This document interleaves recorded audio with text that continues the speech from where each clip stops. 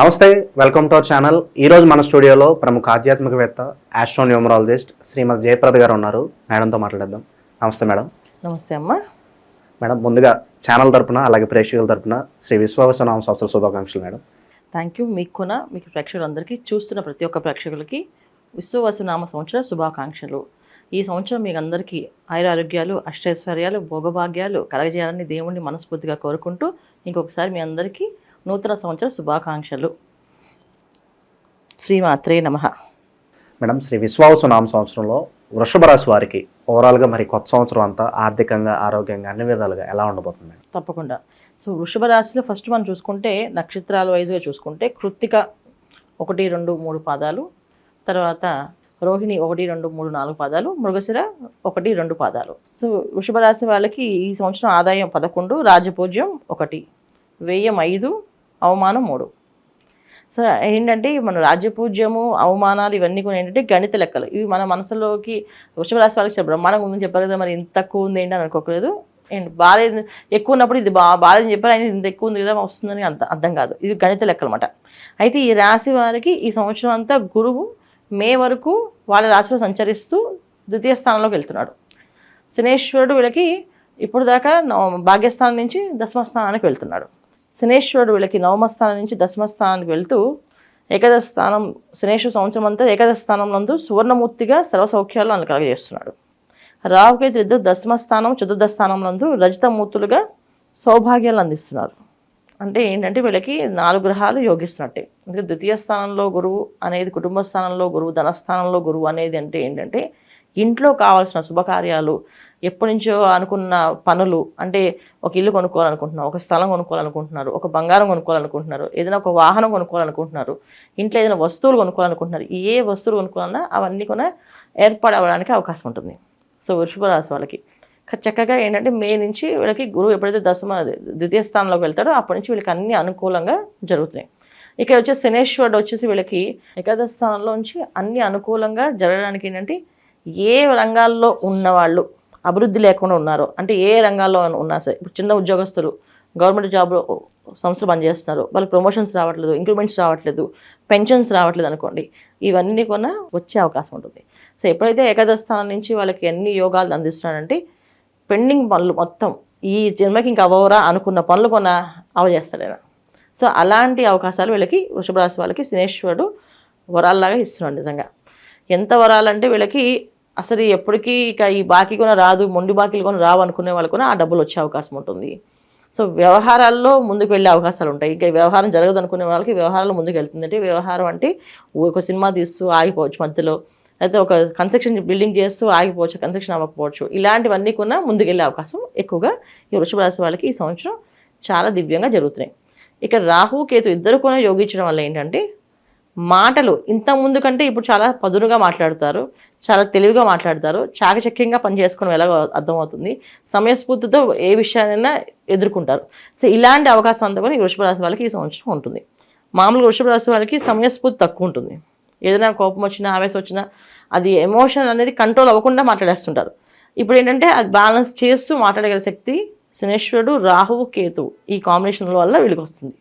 So అందువల్ల ఏంటంటే వీళ్ళకి ఉద్యోగాల్లో కానీ, వ్యాపారంలో కానీ, తర్వాత ఆర్థికపరమైన అన్నీ కూడా అనుకూలంగా, యోగ్యంగా కనిపిస్తున్నాయి.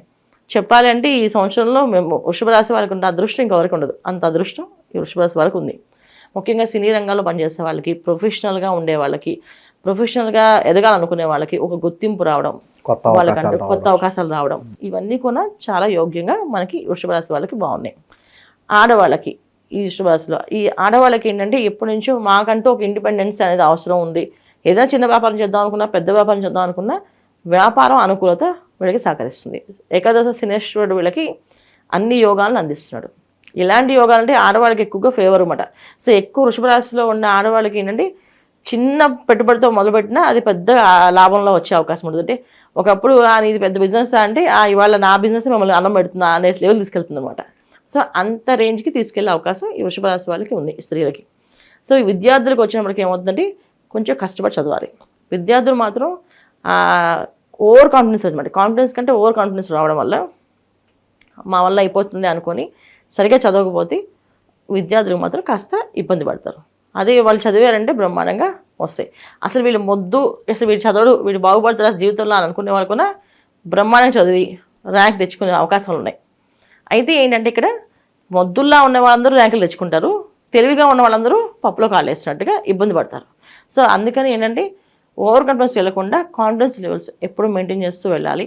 ఏకాదశ శనేశ్వరుడు ఉన్నారు కనుక ఎవరితో అయినా మాట్లాడినప్పుడు చాలా సౌమ్యంగా ఏదైనా కావాలి అంటే వీళ్ళు హెల్ప్ చేసే విధంగా, వాళ్ళు ఒక 10 రూపాయలు అడిగారు, ఒక రూపాయి ఇవ్వండి పర్లేదు, 10 రూపాయలు ఇవ్వకపోయినా ఆ విధంగా ఆ మూమెంట్లో ఉండాలి. ఏదైనా సేవాతత్వంతో ఉండాలి. సేవాతత్వ భావంతో ఉంటేనే మనకి అన్ని వ్యాపారాల్లో అన్ని రంగాల వాళ్ళకి అభివృద్ధి ఉంది. ఏదైనా సేవాతత్వం లేకుండా కాస్త గర్వం చూపించినా, గర్వంగా మాట్లాడినా, కోపంగా మాట్లాడినా మళ్ళీ ఇక్కడ జీరో అవుతాయి. అందుకే మనకి ఇక్కడ ఆదాయం, రాజపూజ్యం, అవమానం అని చెప్పేసి ఇక్కడ ఇచ్చారు. రాజపూజ్యం ఒకటే ఇచ్చారు. అంటే ఏంటి అంటే శనేశ్వరుడు అక్కడ ఏకాదశిలో ఉన్నారు కనుక ఒకటే ఇచ్చారు. సో మనం జాగ్రత్తగా ఉండకపోతే మన మర్యాద మనమే పోగొట్టుకుని అవుతాం. సో ఇంట్లో వాళ్ళతో అయినా బయట వాళ్ళతో అయినా మనకంటే పెద్దవాళ్ళని గౌరవించడము, మనకంటే చిన్నవాళ్ళని అభిమానించడం, ఈ రెండు వీళ్ళు ఈ సంవత్సరంతో చేయాలి వృషభ రాశి వాళ్ళు. ఇలా చేసుకుంటూ వెళితే వీళ్ళకి అన్ని విషయాల్లో అన్ని రంగాల్లో అభివృద్ధి అనేది బ్రహ్మాండంగా ఉంటుంది. అయితే ఇక్కడ నక్షత్రాల వైజ్గా చూసుకుంటే కృత్తిక నక్షత్రం వాళ్ళు మాటలు చాలా స్పీడ్గా, కోపం ఎక్కువగా వస్తుంది. ఆ కోపాన్ని తగ్గించుకొని ఏదైనా సరే కోపం వస్తుంది అంటే ఏదో ఒక మంత్రాన్ని స్మరణ చేసుకుంటూ ఆ టైంకి అలా కోపంగా మాట్లాడకుండా నిదానంగా వాళ్ళకి అర్థం విధంగా చెప్తే కనుక వీళ్ళకి అన్ని పనులు అనుకూలంగా అవుతాయి. లేకపోతే అక్కడ జీవితంలో ఇంకా మళ్ళీ ఇలాంటి పని ఎందుకు చేశాను అని అనిపించినట్టుగా చేపిస్తుంది. అంటే ఏంటి, ఒకసారి చేస్తుంది బై మిస్ అనుకోకుండా ఆ రోజు అలా జరిగింది, అది నన్ను జీవితంలో అది వదలకుండా నన్ను వెంటాడుతుంది అంటారు. అలాంటి పరిస్థితులు కృత్తిక నక్షత్రం వాళ్ళకుండా కనుక వాళ్ళు జాగ్రత్తగా ఉంటే సరిపోతుంది. రోహిణి నక్షత్రం వాళ్ళకి ఈ సంవత్సరం అంతా వీళ్ళు చక్కగా సాయంకాలం పూట చంద్రుడిని చూస్తూ నమస్కారం చేసుకుంటే వీళ్ళకి అన్ని పనులు బ్రహ్మాండంగా ఉంటుంది. లేకపోతే ఏంటంటే సైలెంట్గా ఉండిపోవడం, ఎక్స్ప్రెషన్ ఎక్కువ అవడం లేకపోతే తక్కువ అవడం అనేది రెండు ఎమోషన్స్ రెండు ఉంటాయి వీళ్ళకి. కొంతమంది ఎక్కువగా టూ మచ్గా మాట్లాడతారు, కొంతమంది అసలు ఏమి మాట్లాడరు. సో మాట్లాడితే ఏమవుతుందో అని చెప్పి మాట్లాడకుండా ఇన్ఫీరియారిటీతో ఉంటారు. ఆ మానసికమైన ఇబ్బంది అనేది వీళ్ళకి ఉంటుంది. అది ఈ సంవత్సరం వీళ్ళకి రాకుండా ఉండాలంటే సాయంత్రం వాళ్ళు చంద్రుని నమస్కారం చేసుకుంటూ ఉంటే అన్నీ అనుకూలంగా ఉంటాయి. ఇకపోతే మృగశిర నక్షత్రం వాడు వీళ్ళు మాత్రం బద్దకించకుండా పని చేయాలి. ఈ పని అయిపోతుంది. 90% వీళ్ళు ఏం చేస్తారంటే పని చేసేస్తారు. ఒక 10% మాత్రమే వాళ్ళకి చెప్తారు. 90% నేను చేస్తాను రా, ఈ 10% నువ్వు చేసేసి కంప్లీట్ చేసి బాస్కి ఇచ్చి అని చెప్తాను. ఏదైనా ప్రాజెక్ట్ చేశారంటే ఆ 10% చెడగొట్టేస్తారు వాళ్ళు. అంటే వీళ్ళ జాతకంలో ఏంటంటే వీళ్ళు 100% కష్టపడితేనే వీళ్ళకి ఎనర్జీస్. ఎందుకంటే వృషభ రాశికి శనేశ్వరుడు ఏకాదశిలో ఉన్న మృగశిర నక్షత్రానికి కుజుడు అధిపతి. శనేశ్వరికి కుజుడు ఎప్పుడు కొన యాంటీ కాంబినేషన్స్.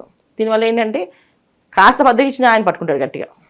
అందువల్ల వీళ్ళు ఏంటంటే రేపు చేద్దాం పని ఇవాళ చేయడం, ఇవాళ చేద్దాం పని ఇప్పుడే చేయడం, అలా అలవాటు చేసుకోవాలి. వీళ్ళు చేసే పని పూర్తిగా చేయాలి. సగం పని చేసి వదిలేరు వాళ్ళు చాలా ఎఫెక్ట్ అవుతారు. అందుకని మొత్తం పని చేసేటట్టుగా ప్లాన్ చేసుకోండి. ఇది మీకు చాలా ఉత్తమమైన ఫలితాలు.